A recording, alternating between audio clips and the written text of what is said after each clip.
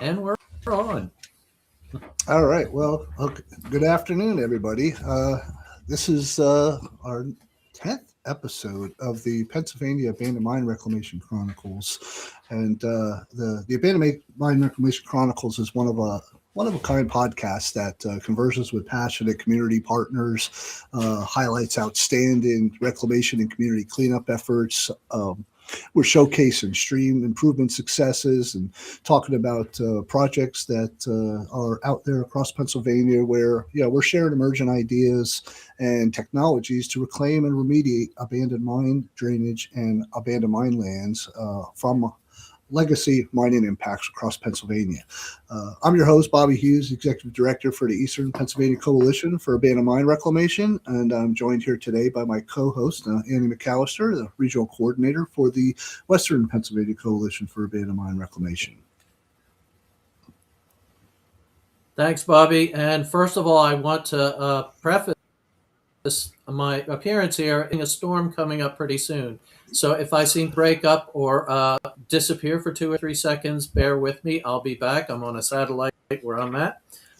First, we must thank the Foundation for Pennsylvania Watersheds for underwriting the first 12 episodes of this podcast. All the previous episodes have been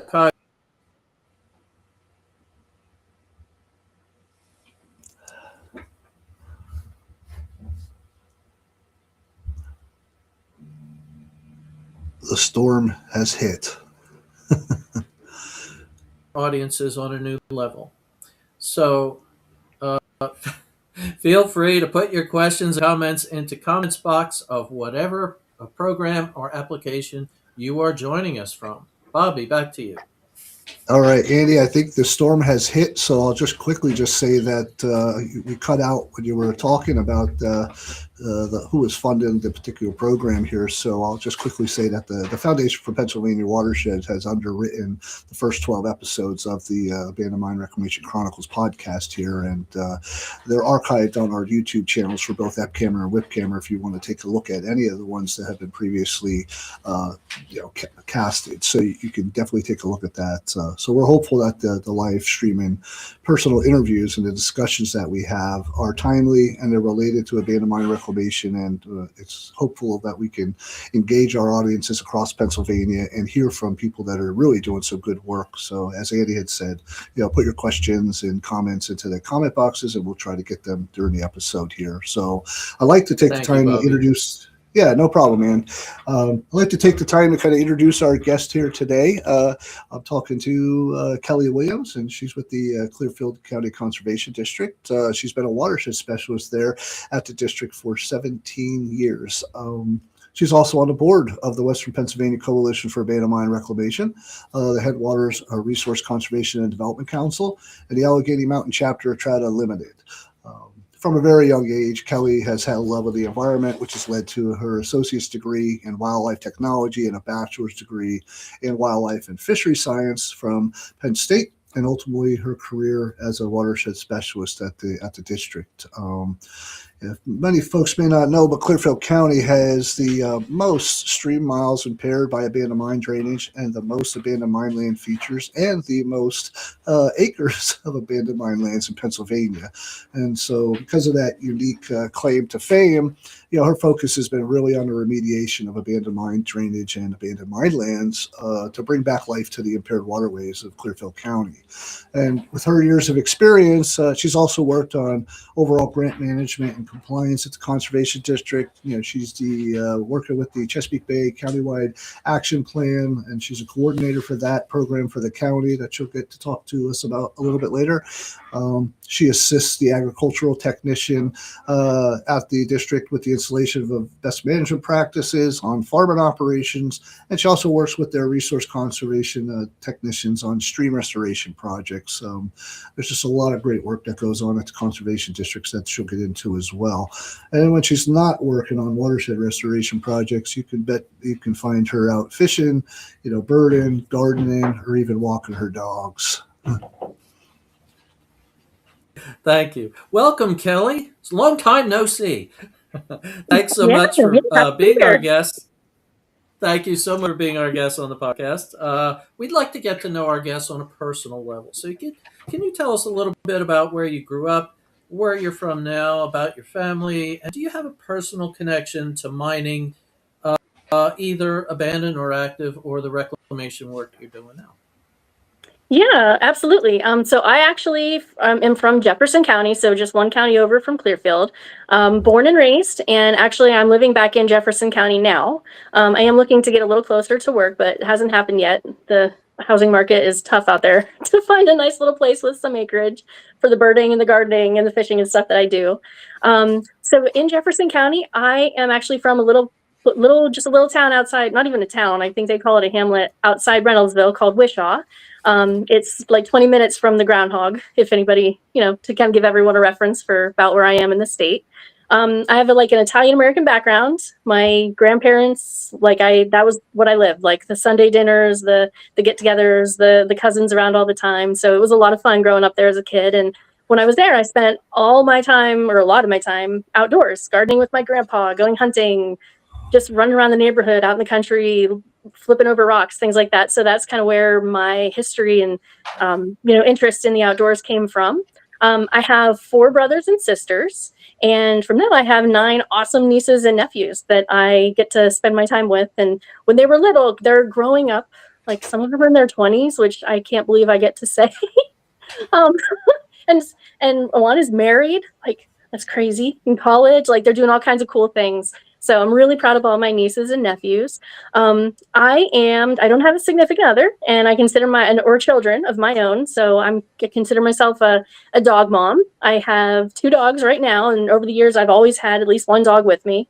But right now it's my babies, Tessa and Cora. They're, like I said, they're my babies. I hang out with them all the time. They do everything with me, follow me around the house. And as far as like connection to mining, my grandpa on my mom's side, he was actually a coal miner for his career. That's what he did for, I want to say 30 to 40, long time.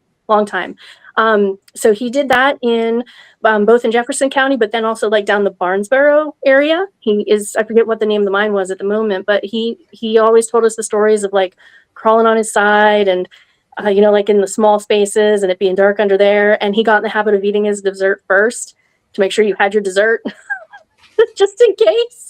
It was kind of a crazy story, but he always said that. He's always like, eat your dessert first and enjoy it. That was him. And Wishaw, of course, was a little mining town. So at one point, as small as it is now, it used to have thousands of people in it, but you would not know that now. There's ruins, basically, like old houses and stuff that are broken down, but not nearly as many people. And unfortunately, my grandpa did have black lung. We were in the process of getting him like officially diagnosed with that and everything when he did pass away. But so I do have kind of a long mining history. And I wish he had survived long enough to get to see me doing this, because he would have really thought this was cool. Like, going from mining, which he knew very well, to now reclaiming the streams, which he knew were being impacted. He would have really enjoyed this. That's good to hear that, you have a connection. Everybody that we've been talking to pretty much throughout the course of the last few months here has had some sort of familial connection to the area that they're from. And even if they've gone away and come back, we hear the same story all the time of, there's just a mining heritage and the mining culture across Pennsylvania that despite, and regardless if we're in a field of the environmental protection side, that the families, that the jobs that they had to have in the mining areas of Pennsylvania, it was just it was the nature of the beast. If you're going to support a family, that's what you did. And we come full circle, and we're doing things to clean up legacies of the past. But we've never been one, and others haven't been pointing the finger at the past industry here as we look to them to become partners here in more recent days.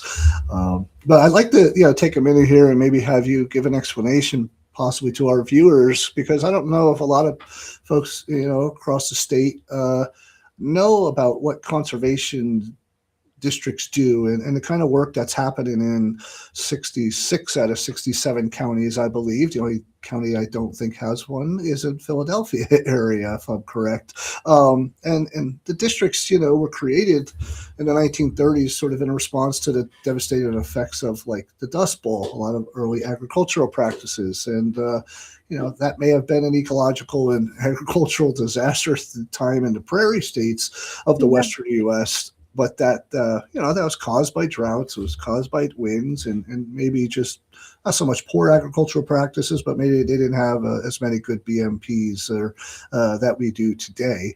And here in Pennsylvania, districts were established back in 1945, and their work started out primarily on soil erosion and prevention of getting soil and sediments into our waterways, and then farm and best management practices. But that sort of has evolved into all types of local conservation and even reclamation projects. And I think the coalitions can speak to that, as we're an outgrowth in both eastern and western Pennsylvania of conservation districts. And our programs in the eastern and western part of the state are built around supporting the staff and watershed specialists like yourselves and district staff to help them with abandoned mine reclamation and AMD work. And that's been very fruitful for a very long time for the both of us.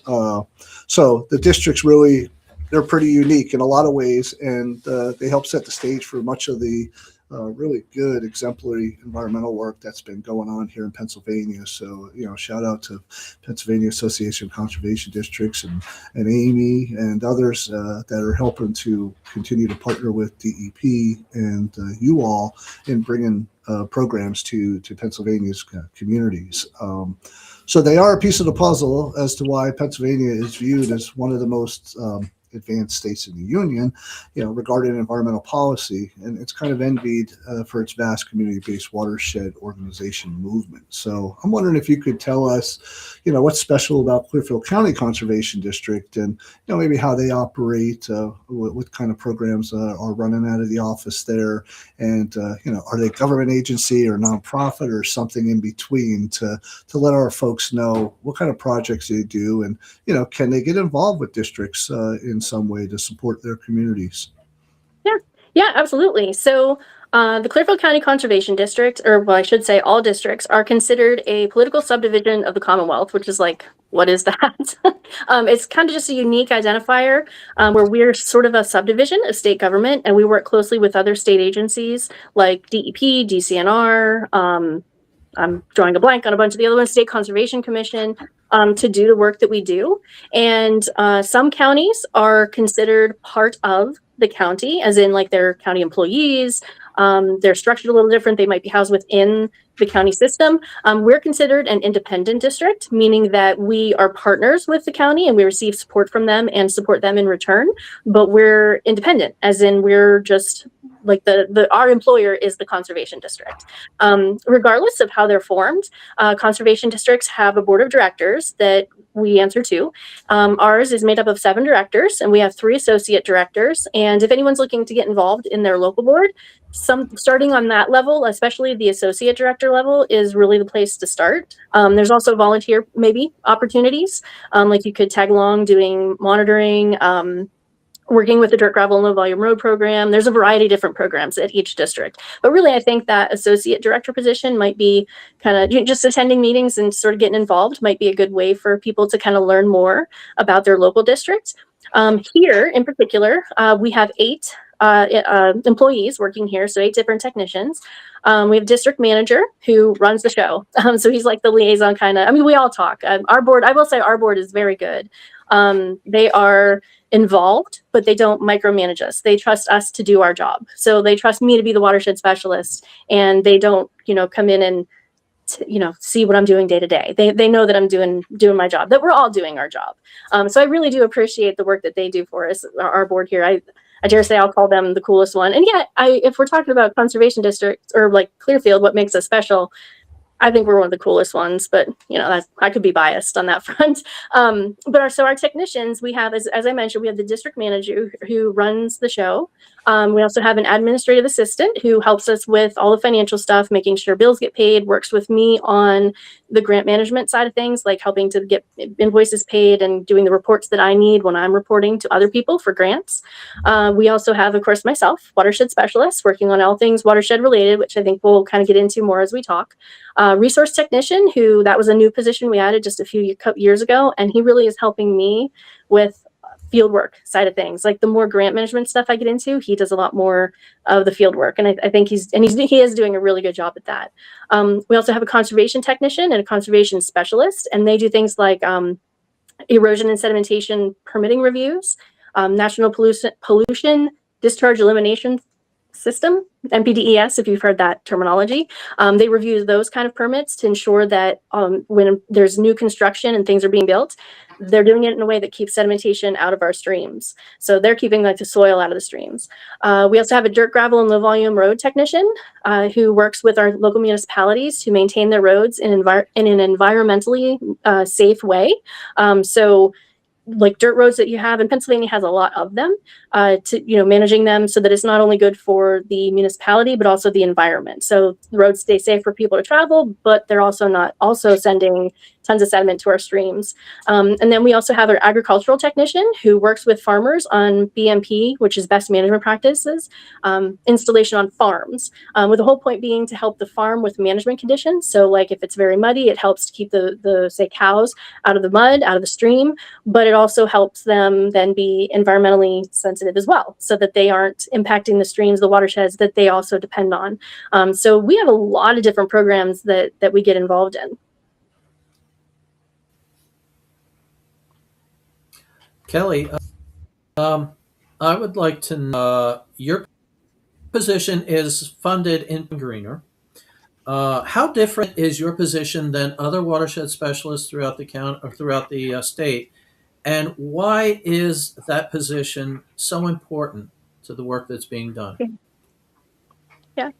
So I consider the one of the best ways to describe maybe the watershed specialist position is kind of jack of all trades, I dare say. So here in Clearfield, which of course I can speak the best to, well, I should say watershed specialists are very much, what we do is broadly the restoration and protection of the waters in our county. And that could be whatever the county needs. So, for example, obviously where I'm at, we have a lot of abandoned mine drainage and abandoned mine land. So that's why I work primarily on that. Because if I'm not improving the conditions of the waterways in the county. But somewhere like, let's say York or Lancaster counties, they have a lot more agricultural impacts. So they work more on ag then they don't have AMD. Some places are fortunate enough that they don't have a lot of impaired streams. They do a lot more education. And other places like Erie or Delaware, they're like, more estuarine, like bay related. So they have a whole different focus. So the watershed specialist gets to, with that broad job description, gets to focus very much on whatever the county needs, which is really cool because there's not a lot of positions, I don't think, anywhere that can do that. And I've really been able to, so with 17 years here, I've really been able to take this position and I guess I can say kind of do whatever I want, not to a point, because I really have a focus on AMD and I've never put the brakes on, I guess you can say. That's what we work on. And wherever that takes us and my experience takes us, we go for the grants. We throw stuff at the wall and see what happens. Like we don't, whatever I need to do in order to get the streams in Clearfield County restored is what we work on. And so across the state, watershed specialists, like I said, they can all work on a variety of things. So I don't do as much education because I do a lot of on the ground installations of projects and project management, grant management, grant writing. Others can work with, depending on the county makeup or who's working in the county, I should say. If there are a lot of nonprofit and volunteer groups, we can help advise them, like how to set up a monitoring program, how to pull samples, how to maintain any BMPs that maybe have been built, capacity building, that kind of thing, educational stuff. So there's just a variety of things that we are able to help with that I don't think many other positions are able to do, because some other ones are very focused on, of course, because of where their funding comes from, very focused on certain topics, whereas we get to be a little bit broad and just kind of work on whatever the county is really in need of. And you are local people providing local solutions, basically. Is that what it comes down to? Yep, essentially. So we're not usually, we're living in the communities where we're doing the work. So we have that local connection. And, if there's another agency that needs to come in, say DEP or DCNR wants to do some work, or EPA or BAM or whoever, we have like the local connections and the local knowledge and the connection to the local communities so that we're able to make things happen and make those connections happen. Wonderful. Thank you, Kelly. Bobby, back to you. Yeah, it's good, Kelly. I'm wondering, maybe we'll have a chance to talk about some of the watersheds. I threw a link out there from your district webpage about the different watersheds that are throughout Clearfield County and probably fall into surrounding counties as well, depending on how big those watersheds are. But a number of them are, like you had said, there's some community watershed organizations and groups that are out there and TU chapters that are doing some really good on the ground work and, putting their boots on the ground, and they're doing the things that you've mentioned and are helping out with and providing some level of technical assistance or grant writing assistance or just even coordination and outreach and education. So the districts are to be commended for that type of work. From your bio, we kind of learned that Clearfield County is obviously the most impacted county in the entire nation regarding legacy coal mining, including the most stream miles degraded by AMD, the most abandoned mine lands, and the highest abandoned mine inventory. And we often get to DC and we get to work with our legislators and our congressmen and women throughout Pennsylvania and make it well known with GT Thompson and others about how important it is to maintain funding for this type of work, not only within that district, but other districts across the state here. And I'm wondering if you could just tell us a little bit about efforts being made to kind of reverse that legacy of degradation, both by the districts and as well as, Commonwealth of Pennsylvania and our partners, and including ourselves and Whipcammer. And kind of other groups that are leading in charge. So what's going on there that you can highlight a few projects that maybe we can discuss a little bit? Yeah, absolutely. So as you mentioned, we're number one. That's our claim to fame. So that's primarily what I've been working on in my 17 years with the district. And so what we've done is to get a handle on it, there are over 670 miles of stream listed in the county as impaired by abandoned mine drainage. And we've looked at the worst of those and created watershed restoration plans to kind of prioritize what work needs to be done within those watersheds to restore them. So we've got a bunch of those, and I can just name a few. It's just going kind of downriver. Montgomery Creek, Anderson Creek, people will be very familiar with that one, I'm sure. I'm working a lot on Morgan Run, which is a tributary to Clearfield Creek, which is another one that probably folks have heard of, as well as the Red Moshannon, which there's also a watershed group working on that stream. So kind of anywhere across the county. Unfortunately, the northern part of the county is in the Moshannon State Forest, and it seems like that section was protected.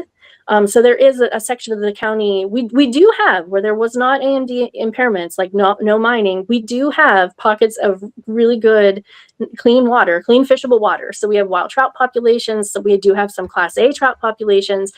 But on the flip side, we do have quite a bit of impacts from mining. So a lot of AML sites. So think of them as moonscapes.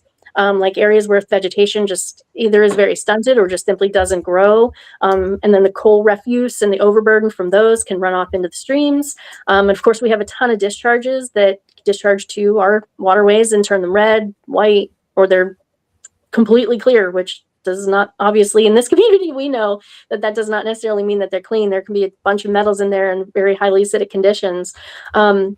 So we are actually working on quite a few of the watersheds across the county.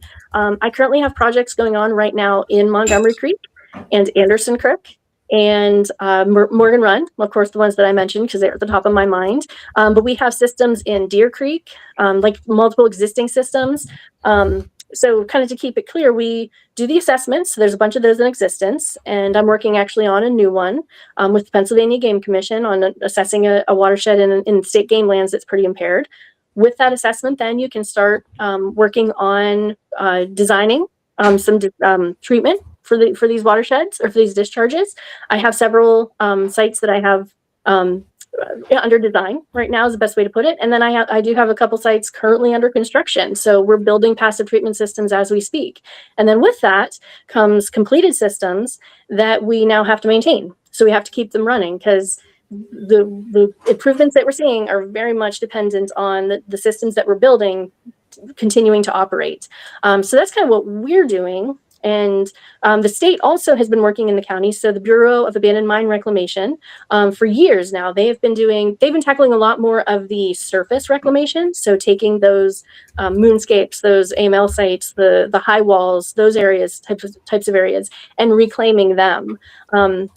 And now that we have kind of access to the AML AMD grant funding, before we were doing a lot of the work as much as we could with whatever grant funds we could put together. So that's a really good point to mention.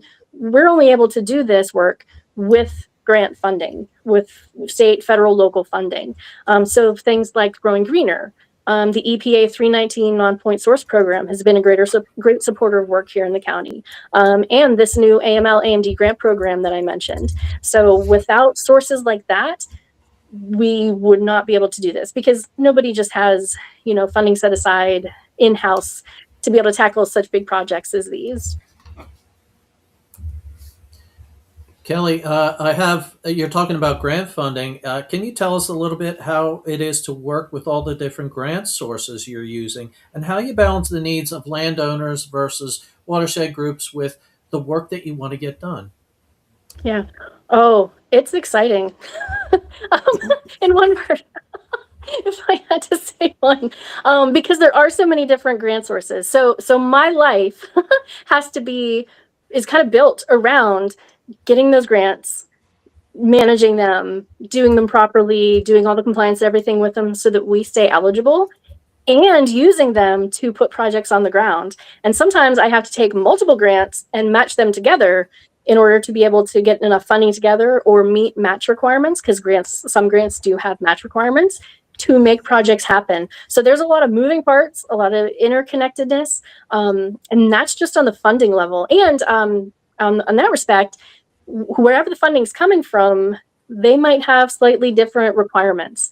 So you have to be kind of very mindful of this program wants reporting done this way. This program needs reporting done that way. This can match with that. This can't match with that. Those kind of things. So there's a lot of moving pieces on just the funding level. And then when it comes down to in AMD, we've been very fortunate that the landowners are pretty open to working with us. I mean, we're only able to do so much on a site. So when we get grant funding, when anybody gets grant funding, really, it's very much tied to a very specific purpose. So it's not like you can get money. Let's say I'm going to build an AMD system. Oh, wait, I changed my mind. We're going to do something else. You can't do that. When you get grant funding, it's very specified to, like you say, you're going to do this, you're going to do it. You can't just do what you want with that funding. So when we go to a landowner, we have to build a relationship, ask them what they want to see on their property. What will you allow? Here are the ponds that we need to build. What kind of concerns do you have? What do you want to log the site ahead of time so that you get the value out of your timber that you have? We need to be able to maintain the system, so we need to be able to get access to it. They're usually a lot concerned about roads, so you have to have them on board from the very beginning and very involved in the project, or it might not happen because without the landowner, it's not like we're coming in and taking anything over. We have to work very closely with the landowner.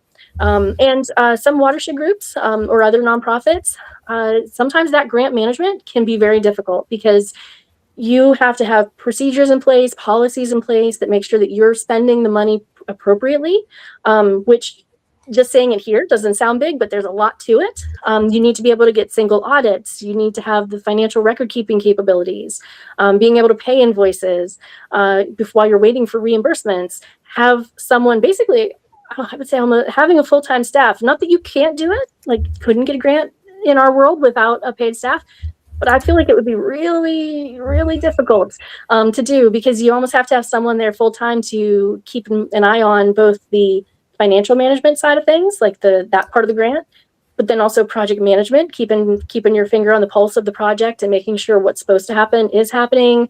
Contractors are doing what they're supposed to do. Contracts have been written properly, like all that kind of stuff. So grants are, while it's my life, and I think I thrive. I've had this discussion with friends, and here I think I thrive on a little bit of chaos, because that's what grants kind of are when you're dealing with a lot of them. And I'm just kind of speaking to the AMD ones, but I'm also involved here at the district with kind of any grants that we get, like agricultural grants, other things like that. So I'm working on so many grants at any given time that it's just, like I said, chaos, organized chaos, kind of. My goodness, we're a woman of many hats. Back to you, Bobby. No, I think both Andy and Ann and I and Mike and others here between the coalitions can very much relate to the amount of work that's going on and the effort it takes to not just only be a juggler and a master of all these different kind of programs that are out there, and to be the local liaison and the community, sort of folks in the community that are trying to weave together all these different sources of funding to really make projects happen in our community. And I don't think that most people really see that and understand how much effort really goes into that. And if they did, they might give us some grace in both time and effort that goes into a lot of this work, as well as just the other partners of ours at the state and federal level that we have to kind of navigate all these hurdles and impediments and try and look at the administrative issues that we have to deal with, and sort of the way we have to work with these grants and see what's the best way for us to be able to move these projects forward. So and along those lines, each of the, I think a lot of the counties, this might be more particular to the Chesapeake Bay, which we're majority of the impacts are in the Chesapeake Bay watershed, and the state does have a program where there are these countywide action plans that have been developed. And how are they related to your work, or have you included recommendations for projects in your plans to go forward? And what are they, and what are some of the actions that might be listed in Clearfield's plan? So the countywide action plans, it's kind of Pennsylvania's not, I won't say answer, that's kind of a weird way to say it, but it's one of the ways that Pennsylvania is working to meet the goals of the Chesapeake Bay TMDL and the Phase 3 WIP, the Watershed Implementation Plan. So the Chesapeake Bay is a very big focus for a lot of folks, for a lot of states, multiple states. So as folks might know, the Chesapeake Bay has been hit hard over like the last, I'll say 30, but my gosh, it could be, 50, 60, long time. Because we know that even in Pennsylvania, there's been mining for how long, and how long has there been farming and those kind of activities. So it's been hit heavily. And, people local to the Bay down there had noticed, fisheries suffering, algal blooms, things like that. And over the last, like I said, 30 plus years, coalitions have come together, multi-state organizations like the Chesapeake Bay Commission have come together to bring the states together to work on whatever's necessary to clean up the Chesapeake Bay. And when you clean up the Chesapeake Bay, you're also cleaning up your local, so you're cleaning up your local waterways, which benefits the local area, but then it also helps the Chesapeake Bay. So it's not like the focus is completely on the Bay. By doing the restoration work up here to help down there, we're helping our local communities and our local environments as well. So in Pennsylvania, there is what's called the countywide action plan, and there's a coordinator in each county for that plan. And I can speak specifically to Clearfield because each county is a little different, of course, I think, as we've mentioned before. Prior to coming to Clearfield, so they sort of had counties develop these in a wave, starting from where the Susquehanna River leaves the county, working north, because the Susquehanna is the major tributary to the Chesapeake Bay, and work north. So they had worked with counties like Lancaster, York, Adams, Franklin, things like that first. And they were very agriculturally focused. That was their problem. As they came more northward, more upstream, they started to encounter counties like, well, we'll just say Clearfield, where here we had a lot more mining impacts. We do have farms, and those farms certainly can use assistance, and we work with them very closely. But our impairments are all abandoned mine drainage. So it was a very, like, I don't want to say clash, kind of a clash, where, you know, the focus had been so very much on agriculture, but now I'm saying the problems here are AMD and a lot of the sites that were, you know, just identified by mapping, just, you know, from a far off computer, maybe down in DC or Maryland, saw some fields in Clearfield County and said, oh, those are farm fields. But they were actually former mine land sites that were just reclaimed and growing in grass. So they aren't contributing the same, you know, they're not a farm field. So they're not contributing the same kind of nutrients that a farm field would. So we had to work all that kind of stuff out when we first got to our part in the countywide action planning. And so each county has a coordinator. You could hire a coordinator. We chose to do it in-house, meaning that we as the district put our plan together. We didn't hire a consultant to do it for us. We sat down for months and talked about what was very important to our county, what made sense here, what do we need. And ours is a very diversified, I'll say, county action-wide plan, a CAP plan. So we included things in there. You've got your typical stuff. Of course, we speak to the agriculture because that has been such a focus.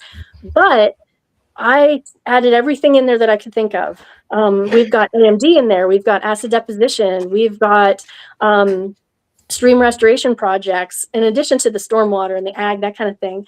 So while we aren't yet able to use a lot of the funding towards that, we use like the AMD grant funding for our AMD work, but we still highlighted that AMD and a bunch of issues were important to us. So our plan, oh my goodness, it's like 30 some, yeah, what is it now? Like 30 or 40 pages, because it just kind of keeps getting bigger. Because I wanted everything in there that could possibly be a priority. Because that plan then we can point to and say, this is a priority for our county. So it's not just watershed based for us, it's countywide based for us. And that has been really good. While it hasn't helped a lot yet with the AMD work, it has had a big impact on the work that we're able to do with our agricultural community. It's funded a lot of great projects in the last 4 years and is ongoing. So we do have more work going on this year that's being funded by CAP programming.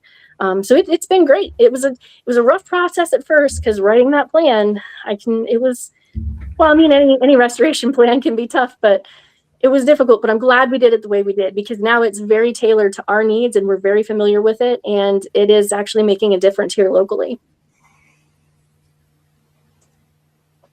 Kelly, given all the projects that you have worked on, do you have one actually near and dear to your heart that you're most proud of?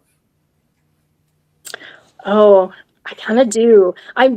Anyone who sees me at meetings or whatever, you'll hear me talk a lot about Morgan Run. It's still in process. So if I had to say which one I'm proud of, though, I think I'm going to have to go with Deer Creek. So the Deer Creek treatment system. When I first started with the district, the prior watershed specialist, who just happens to be my best friend, Rachel Kester, she had since, when she moved on to a different job, I was able to come in as the watershed specialist. And since then, we became best friends. But when I first came on, I was handed she did an assessment of Deer Creek. I took that assessment and followed through, very green to this world, finished the watershed assessment, finished the restoration plan, got it recognized as a 319 WIP. And then we started working on the actual discharges in the watershed. And we chose so there's kind of been two different ways to tackle things as far as treating AMD. Either try to get everything from the headwaters down, start at the top and work your way down. That's one approach. Or hit the worst first. And I like the worst first option, because you see the biggest bang for your buck quickly, or relatively quickly, we'll say. So in that instance, we hit the worst discharge area in that watershed, built a treatment system back in. So I started in 2009 with this work. In 2017, we built a passive treatment system in Deer Creek. So that whole time we were working on it. Once we built that system, we could see an improvement in Deer Creek right away. And after a couple years, we gave it a couple years to do its thing. After a couple years, we went back and we're doing more monitoring. We did a fishery survey, and lo and behold, we found young of year trout. So we improved conditions in that watershed. So even though there's a little bit more work to do in Deer Creek, I think that has to be probably one of the things that I'm most proud of. I proved that it can be done. And I have a watershed in the county that says, like, that we worked on, that is a success, that I can say. So that was probably my proudest, I think, project, if I had to pick one. It certainly sounds like Deer Creek is on its way to restoration, complete restoration, and you. Of course, we can understand why you're so proud of that. You, Bob.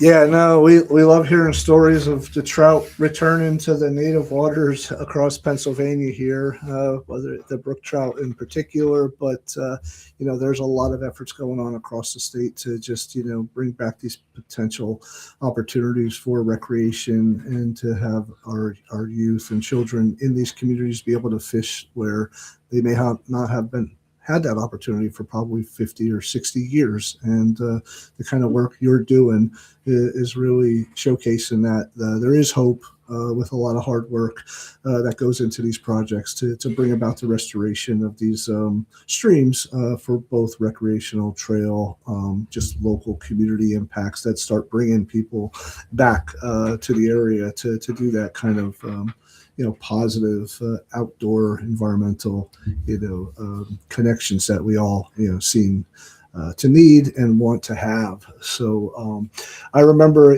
speaking of streams and restoration work, I wanted to mention here, because I wanted to bring it up because I forgot where we were. I think we were outside of Dubois or Dubois. I don't know how you say it now, but do you remember when we filmed the AMD? It was an epic tale that Anne had directed, and Yep. you acted and played the part of one of our evil villainesses of the filamentous algae. And I know we had a lot of fun with making that particular video, and one of our former 319 program champions, I like to call her, Donna Carnahan, was a part of that as well. And I know she's one of your, amigos out there that you all get to do some things together. And I was happy to do that with her. But do you remember, where were we? Would you remember the name of that stream that we were and what watershed we were in? I do. I remember very well because I was like, was it like 2010? So I was here like not quite a year or maybe a year. So it was really cool for me. And it was Dubois. So that's in the northwest part of the county. And the stream that we were on was the Sandy Lick Creek. And it it actually flows to the Allegheny River. So it goes westward towards Jefferson County and onward. So eventually ending up down past Pittsburgh, of course. But yeah, that was a lot of fun because I got to play a villain for like the first time in my life, and Lady Filamentous Algae. So which was pretty cool. And I actually, for a Halloween party later, like maybe that year or the next, I dressed as Filamentous Algae and one person knew, well, a couple of people knew, but it was funny, like our current board chairman, I ran into him and he knew exactly what I was. He was like, "Oh, you're Filamentous Algae." I'm like, "Yes, you guessed her." So it was it was a lot of fun. That was a great opportunity. That's great. Yeah, because I mean, you think about 16 years ago, and it may have been a few years before that when Mike and I kind of developed the concept for a color book that we called the AMD Adventures and the Pollution Posse. And, we had this sort of battle going on between good and evil to clean up our waterways. And, Mike and I had gotten some nicknames at that time, the Limestone Cowboy and the Swampy. And, we worked with some other arts locations in our area, and they created costumes for the characters, and then we put them in the schools, and we did environmental skits. And so very fun way of talking about what we're doing out there and just coming along with some activities. And so it's expanded well beyond those characters today, and now we have trout puppets that go into the schools, and we have programs with them. So it was really good to have you step up in that early part of your career and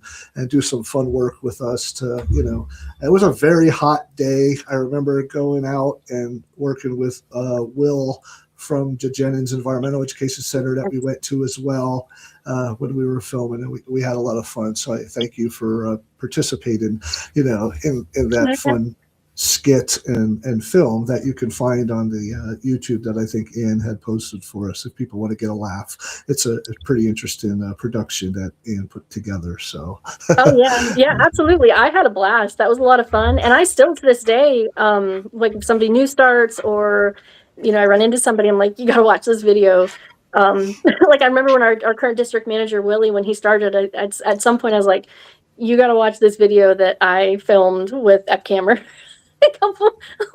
And whip camera a while back. You just got to watch it, and he did. So everybody in our office gets to see that, like run a regular. We bring it up every now and again. So, and I have the from your book, I have the Filmentis algae page at home. I should have brought it in. I have it at home. I printed it out and I colored in Filmentis, like with all the greens. So like shortly after that, because I was like, yeah, I got to play villain in this. This is really cool. That's great. That's great. Kelly, we hear that you and Rachel Kester have another epic tale sampling and monitoring of a treatment system relating to trout. Can you tell us about any more trout stories that you have in your back pocket? Oh my gosh, Rachel and I have a lot of trout stories. So when she left here and I became the watershed specialist, she moved on to National Trout Unlimited. And because of the nature of what she was doing there, she was working on abandoned mine drainage still.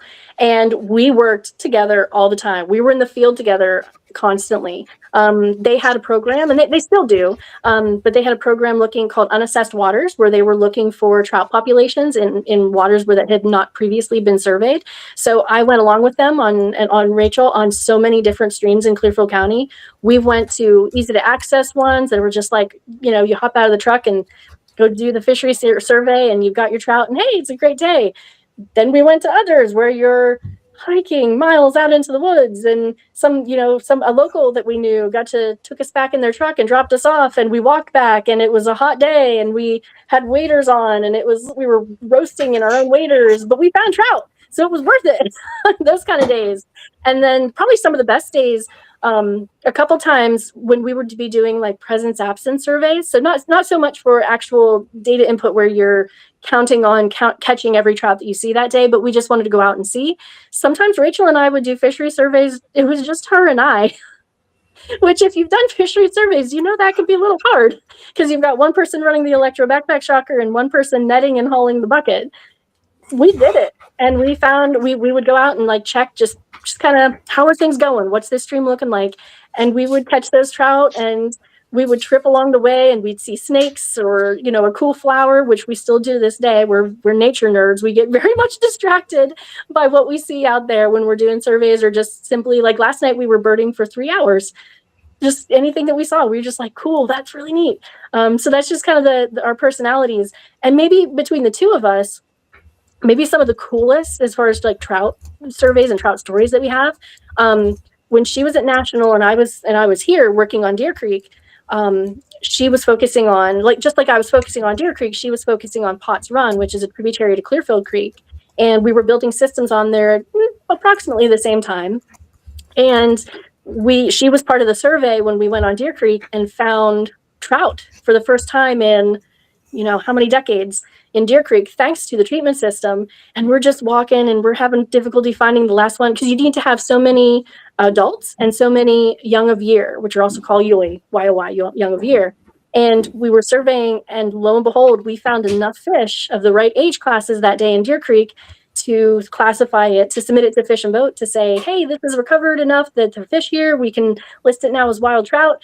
And one of my pictures that I wish I could bring up on command, but I don't think, since I'm on my phone, I'm not sure I can find it quick enough, but it's me standing there with this tiny little trout that's like that big. It's a young a year brook trout in Deer Creek, and it proved that the trout could reproduce there. And she was there with me like the whole, doing the survey, but then giving me, encouragement all along the way when I was working on the design and the construction. And she took that picture of me holding that trout. And then a couple years later, when the Potts Run work was done, which was that's her stream, that's local to her in her backyard.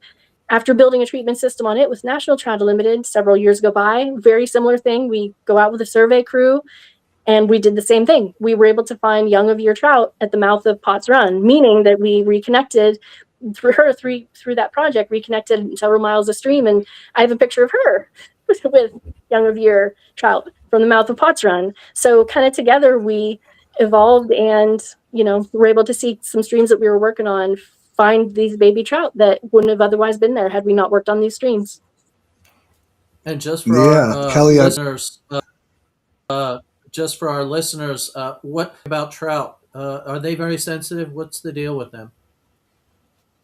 Yeah, so Pennsylvania has one native trout. I mean, some people are probably going to be upset with me because you start talking about like estuaries, but when you're talking about, central Pennsylvania, you're talking about the brook trout. That is the one that belongs here. That is the one that it's native. And you can find it naturally reproducing, and it is sensitive so it can live in smaller streams. It's sensitive really to temperature because it's a cold water fish. And when mining and other industrial activities were going through, their habitat and their populations were heavily impacted. So you will find streams where, maybe the headwaters is pretty good, and then a discharge comes in, and then all of a sudden trout can't survive. So they are like our keystone species when we're looking at restoration, because if you can improve a watershed enough to bring back trout, like where they can now survive in areas that were once heavily impaired by acidity, low pH, and high metals, if you can get rid of that and bring those trout back, they respond, and they respond relatively quickly. Like once they're able to access a place, they're no longer chemically disjointed from there. They're not blocked from being able to be in there. They can survive. They come back, and they're your indicator that it worked. What you did made a difference. And through conversations I've had with the Chesapeake Bay and with our local fish and boat office, AMD, cleaning up abandoned mine drainage, is one of, if not the primary way, at least in Pennsylvania, to bring back stream miles for wild trout. Like you can remove barriers, that helps too, and you can certainly work on agricultural projects, but it seems like actually bringing back stream miles, AMD is one of the biggest things that brings back the biggest miles of wild trout waters for brook trout. So whenever we see one somewhere that we didn't, that's really important. And then also it has ramifications for protecting that stream. So if you find wild trout, particularly wild brook trout, that then put certain protections on that stream to prevent it from being further impacted by whatever industry, whether it's logging or whatever. It gives that stream further protections. Excellent. Thank you. Back to you, Bobby. Yeah, Kelly, I was able to pull up while we were talking the Potts Run work that Rachel had written, and I think if you just scroll through the first few pages at the link I provided, it does show you. You provided the photo with that nice trout sitting in your hand. It's a pretty decent sized trout there. So if people get a chance to look at a lot of the links that we've been providing as we're going through the program here, I think you're going to find a wealth of information and knowledge about not only the work that's going on in Clearfield County, but a number of the other organizations that are working on AMD, including the conservation districts, ourselves, the Chesapeake Bay program, Trout Unlimited, Pennsylvania Council Trout Unlimited, just so many partners come to the table in the name of clean water. And so a lot of the work that we're doing really is the ultimate goal is to have clean water for our communities. And so we're kind of wondering here what maybe the next big thing for you in Clearfield County going forward here in the coming months ahead or into the summer and fall. What are you up to today? Yeah, well, since we are getting into the summer and things are warming up and the conditions are improving, construction season is upon us. So I have one of my systems, as far as AMD, one system currently under construction. It started back up, and my biggest site, which is the Morgan Run MR7 treatment system, it is going to be, I'm just waiting on a few budget things, working out with BAMR, and then that will be starting again this year. And I'm excited about that one because when that one's completed, Morgan Run is going to take a flip. So it's going to go from pretty bad to pretty good, or well, good. It'll be improving because the MR7 discharge is like the number one cause of impairment. It's the biggest contributor of acidity and metal loading to Morgan Run. So by cleaning it up, we're going to see a huge difference in Morgan Run. And so hopefully that will be like my next success and happy story that I get to share with people. We also have a lot of our like other kind of projects. So our agricultural projects are all starting as well. We've been bidding out a couple projects this year to help some farmers, and we've got a stream restoration project that'll be happening in July, and our dirt, gravel, and low volume road program. Which will be starting up very soon. Like we've worked with the municipalities. So they're a lot, from what I hear from our technician, which is Rachel. She's now with us here at the district. She's back. Came back a couple years ago. So it's cool that I get to work with my best friend. A lot of those projects will be starting soon. So we've got a busy construction season this summer. And I've also got applications in to to continue work on AMD and AML reclamation. So as those come through, we're just going to keep going. So we've got a lot of irons in the fire and a lot of projects coming up, but it's good. It's a good thing. It's good to be busy, and it's good to have projects going on the ground. Absolutely. Thank you. Now we're getting toward the close of the program, Kelly. We ask all of our interviewees, do you have any words of wisdom for people out there? Oh, yeah. So never give up. Never think that an idea is stupid or, oh, that'll never work. So you don't even try. Try. Because a lot of the stuff that I've done, it's not straightforward. Sometimes you've got to really work at it to make something happen, to make something a success story. And if you never try something, if you don't try to go for that grant, if you don't try to get the grant to monitor, if you don't talk to the landowners, if you don't call BAMR and ask them, what can we do here? Surely nothing will ever get done.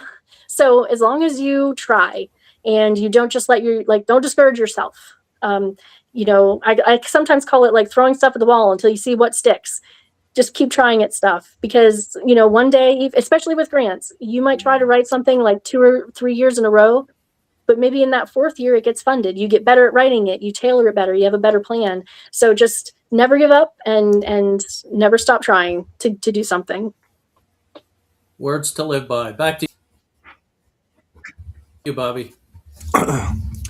Yeah, well, Kelly, thanks again for joining us today. We're really thankful to have people like you as a friend and partner, and I love running into you at meetings that we get to see each other at across the state, since I'm out here in the east. But when I get to come central PA or western PA, it's always good to be at the table with you and fight for the things that we both love and all of us enjoy here in Pennsylvania, and cleaning up our waterways. So I want to let everybody kind of let them know that they should stay tuned for the first Friday of every month at 12 noon for new episodes of the Pennsylvania Abandoned Mine Reclamation Chronicles. And we've got some other interested guests lined up here as we're coming upon our first season in, and hopefully we get to do more of this in the future. And our funders and some of the sponsors and ads that we generate can help us to support this program going forward to get a bigger following. And our next lineup here in the speakers, if you mark your calendars for next month at Friday, June 5th at noon, our interview is going to be with Kristen Riley, who's the executive director for the Choose Clean Water Coalition, who's a very good friend and colleague of ours, and kind of coordinates and talks about juggling a lot of groups and partnerships with over 350 coalition members across the Chesapeake Bay watershed. We're going to bring her on and see what's going on with the new Chesapeake Bay Management Plan and some things that they're up to. And we'll probably hear about what happened at the conference that's going to be down in Lancaster, PA in May. And I'll be down there as well. So we're going to be talking to her and seeing what's going on in the overall Chesapeake Bay picture. And Bobby, we still have advertising sponsorship opportunities, so you can see the sponsorship levels in the App Camera store. So until then, everyone have a great month coming up, and we'll see you next time on Abandoned Mine Reclamation Chronicles. Bye. Thanks, everybody. Bye-bye. Have a good weekend. Bye.